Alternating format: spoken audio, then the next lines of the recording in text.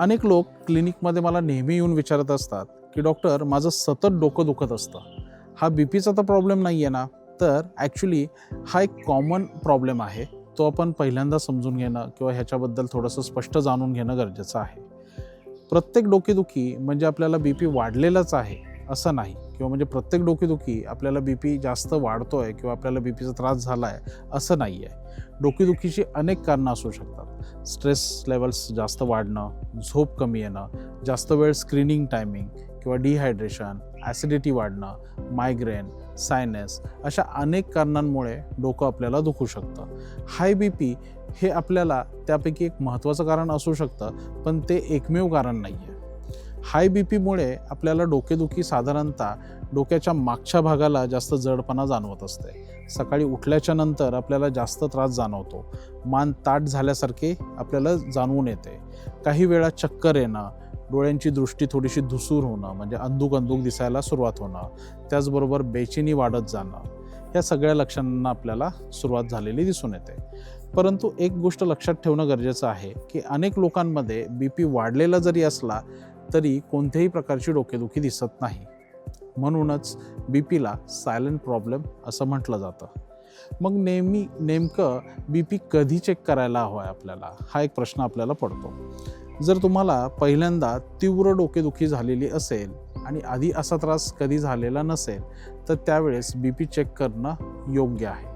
जर डोकेदुखीसोबत आपल्याला चक्कर, छातीत दुखणं, श्वास लागणं, हातापायांमध्ये विकनेस जाणवणं, डोळ्यांना अंधाऱ्या येणं किंवा धुसूर असं आपल्याला दिसायला सुरुवात होणं, अशी जर लक्षणं दिसत असतील तर ताबडतोब आपल्याला बी पी चेक करणं गरजेचं आहे आणि डॉक्टरांचा सल्लाही घेणं गरजेचं आहे.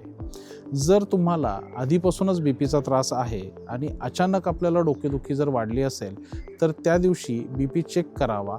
पण जर आपल्याला दररोज हलकी डोकेदुखी होत असेल आणि बी पी नेहमी नॉर्मल येत असेल तर आपल्याला कदाचित हा प्रॉब्लेम आपल्या टेन्शनमुळे आलेला डोकेदुखी असू शकते किंवा मायग्रेनमुळे असलेलं डोकेदुखी असू शकते किंवा लाईफस्टाईलशी रिलेटेड हे असं डोकेदुखी असू शकते. बी पी योग्य पद्धतीने मोजणं हे खूप गरजेचं आहे. मोजण्यापूर्वी कमीत कमी 5 मिनटं आपल्याला एका जागेवर शांत बसणं गरजेचं आहे. पाठीला थोडासा आधार असावा, पाय जमिनीवरती सरळ ठेवावेत. त्याचबरोबर आपल्याला रीडिंग हे 2 वेळा घेऊन ॲव्हरेज बघणं गरजेचं आहे. एकदा घेतलेलं रीडिंग हे अंतिम कधीच मानू नये, कारण की ते कदाचित स्ट्रेस फॅक्टर्समुळे वाढलेलं असू शकतं. साधारणतः बी पी हा आपल्याला वरचा 120 आणि खालचा 80 हे आयडियल व्हॅल्यूज मानलं जातं.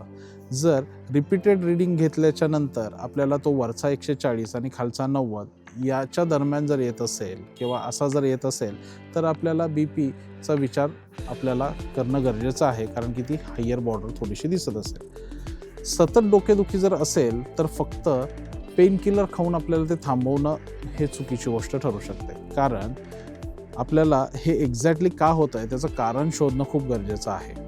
मिठाचं प्रमाण कमी करणं, झोप पूर्ण घेणं, स्ट्रेस कमी करणं, स्क्रीनिंग टायमिंग कमी करणं, त्याचबरोबर पुरेसं पाणी पिणं हे आपल्याला बेसिक प्रभावी उपाय आहेत, ते आपल्याला करणं गरजेचं आहे. डोकेदुखी ही बॉडीची वॉर्निंग असू शकते, ती इग्नोर करू नका, पण घाबरूही नका.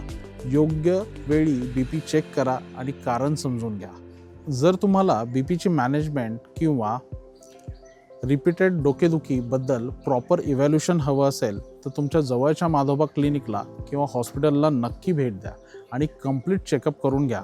जर तुम्हाला हे एक्सप्लेनेशन क्लिअर वाटलं असेल तर आपल्या व्हिडिओला लाईक करायला विसरू नका आणि कुठलाही डाऊट असेल तर आपल्या कमेंटमध्ये नक्की विचारा आणि अशा सोप्या हेल्थ गायडन्ससाठी आपल्या चॅनलला सबस्क्राईब करायला विसरू नका.